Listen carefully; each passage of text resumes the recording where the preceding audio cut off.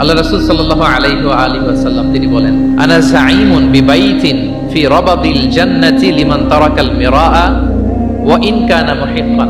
প্রিয় নবীজি বলেন যে আমি ওই ব্যক্তিকে জান্নাতের আঙ্গিনায় একটা ঘরের সুসংবাদ দেই যে তর্ক করার সময় নিজের সঠিক, সে হকের উপর আছে এটা জেনেও সে তর্ক করে না।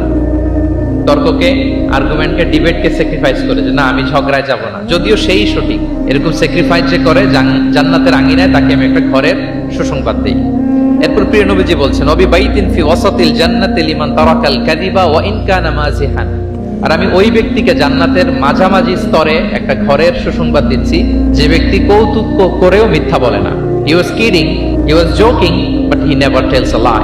মজা করতেছে, জোক করতেছে, কিন্তু জোকের মধ্যেও সে কি করে না, মিথ্যা বলে না। তাকে জান্নাতের মাঝামাঝি স্তরে আমি একটা ঘরের গ্যারান্টি দিচ্ছি।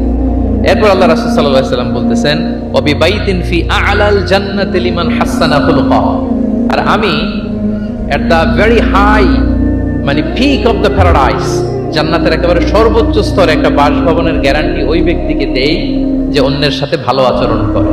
মানে হাসানা খুলুকাহু, যে তার চরিত্রটাকে সুন্দর করেছে, যার আচরণটাকে সুন্দর করেছে, যার আচরণটা অমায়িক আচরণ, মাধুর্যপূর্ণ আচরণ, ওই ব্যক্তিকে আমি at the highest peak of paradise, জান্নাতের সর্বোচ্চ চূড়ায় একটা বাসভবনের গ্যারান্টি দিচ্ছি।